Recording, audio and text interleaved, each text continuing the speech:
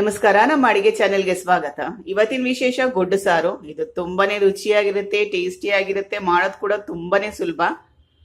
ಇದನ್ನ ದಿಢೀರ್ ಸಾರು ಅಥವಾ ಇನ್ಸ್ಟೆಂಟ್ ಸಾರು ಅಂತ ಆದ್ರೂ ಕರಿಬಹುದು. ಒಂದು 10 ನಿಮಿಷದಲ್ಲೇ ಪ್ರಿಪೇರ್ ಮಾಡಬಹುದು. ಆಮೇಲೆ ತುಂಬಾನೇ ಕಡಿಮೆ ಪದಾರ್ಥಗಳನ್ನ ಉಪಯೋಗಿಸಿ ಮಾಡ್ತಾ ಇರೋದು. ನಿಮ್ಗೆಲ್ಲ ಈ ರೆಸಿಪಿ ಇಷ್ಟ ಆದ್ರೆ ದಯವಿಟ್ಟು ಸಬ್ಸ್ಕ್ರೈಬ್ ಮಾಡೋದನ್ನ ಮರಿಬೇಡಿ. ಲೈಕ್ ಮಾಡಿ, ಶೇರ್ ಮಾಡಿ, ಕಮೆಂಟ್ ಮಾಡಿ. ಈಗ ಗುಡ್ ಸಾರು ಮಾಡೋ ವಿಧಾನ ನೋಡ್ಕೊಳ್ಳೋಣ. ಮೊದಲಿಗೆ ಒಂದು ಪ್ಯಾನ್ ಇಟ್ಕೊಳ್ಳಿ ಅಥವಾ ಬಾಣ್ಲಿ. ಸಣ್ಣ ಚಮಚದಲ್ಲಿ ಅರ್ಧ ಚಮಚದಷ್ಟು ಎಣ್ಣೆ.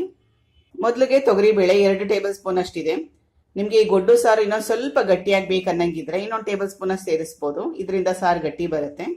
ಈಗ ನಾನು 2 ಟೇಬಲ್ ಸ್ಪೂನ್ ಅಷ್ಟು ತೊಗರಿಬೇಳೆ ಸೇರಿಸ್ತಾ ಇದ್ದೀನಿ. ಆಮೇಲೆ ಧನಿಯಾ 1 ಟೇಬಲ್ ಸ್ಪೂನ್ ಅಷ್ಟು. 2 ಟೇಬಲ್ ಸ್ಪೂನ್ ಅಷ್ಟು ತೊಗರಿಬೇಳೆ ಸೇರಿಸಿದ್ದೆ, ಅದಕ್ಕೆ ಅರ್ಧದಷ್ಟು ಧನಿಯಾ ಸೇರಿಸ್ತಾ ಇದ್ದೀನಿ. ಇದು ತೊಗರಿಬೇಳೆ ಮತ್ತೆ ಧನಿಯಾ ಕೆಂಪಾಗಿ ಸುವಾಸನೆ ಬರೋವರೆಗೂ ಹುರ್ಕೋಬೇಕು. ಲೋ ಫ್ಲೇಮಲ್ಲಿ ಇಟ್ಕೊಂಡೇ ಹುರ್ಕೊಳ್ಳಿ. ಇದು ಅರ್ಧ ಮಟ್ಟಕ್ಕಷ್ಟು ಹುರಿದ ನಂತರ ಒಣಮೆಣಸಿನ್ಕಾಯಿ ಸೇರಿಸ್ತೀನಿ. ಇವಾಗಲೇ ಸೇರಿಸಿದ್ರೆ ಜಾಸ್ತಿ ಕಪ್ಪಾಗೋಗುತ್ತೆ.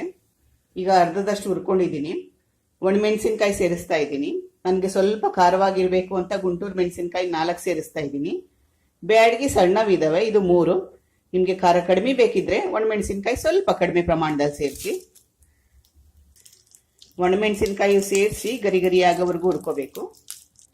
ಈಗ ನಾನು ಈ 3 ಪದಾರ್ಥಗಳನ್ನ ಚೆನ್ನಾಗಿ ಹುರ್ಕೊಂಡಿದ್ದೀನಿ. ಇಷ್ಟು ಸಾಕು. ಈಗ ಗ್ಯಾಸ್ ಸ್ಟವ್ನ ಆಫ್ ಮಾಡ್ಕೊಳ್ತಾ ಇದ್ದೀನಿ.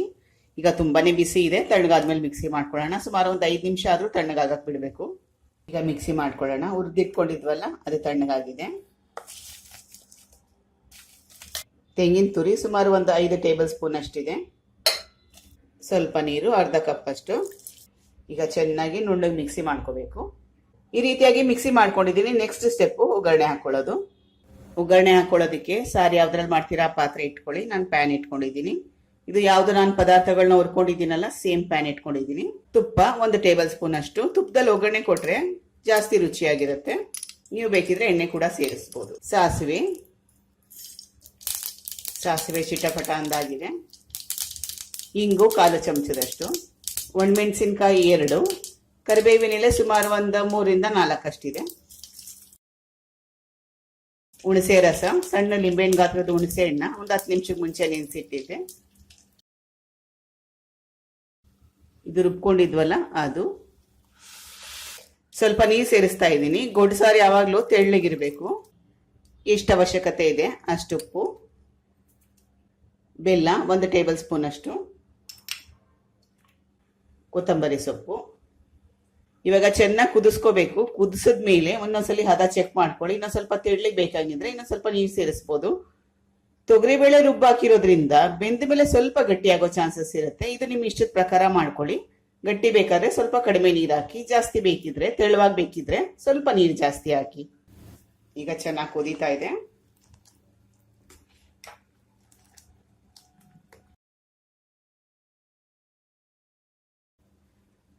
ಇದು ತುಂಬಾನೇ ರುಚಿಯಾಗಿರುತ್ತೆ, ತುಂಬಾನೇ ಟೇಸ್ಟಿ ಆಗಿರುತ್ತೆ. ವಾರಕ್ಕೊಮ್ಮೆ ಆದ್ರೂ ಇದು ಮಾಡ್ಕೊಂಡು ತಿನ್ಬೋದು. ಇವಾಗ ಇಷ್ಟು ಕುದಿಸ್ಕೊಂಡಿರೋದು ಸಾಕು. ಗ್ಯಾಸ್ ಸ್ಟವ್ ಆಫ್ ಮಾಡ್ಕೊಳ್ತಾ ಇದ್ದೀನಿ. ಮತ್ತೆ ಸರ್ವಿಂಗ್ ಬೌಲ್ ಕೂಡ ಹಾಕ್ತಾ ಇದ್ದೀನಿ. ನಿಮ್ಗೆ ಈ ರೆಸಿಪಿ ಇಷ್ಟ ಆದರೆ ದಯವಿಟ್ಟು ಸಬ್ಸ್ಕ್ರೈಬ್ ಮಾಡೋದನ್ನ ಮರಿಬೇಡಿ. ಲೈಕ್ ಮಾಡಿ, ಶೇರ್ ಮಾಡಿ, ಕಮೆಂಟ್ ಮಾಡಿ. Thank you for watching. ಧನ್ಯವಾದಗಳು.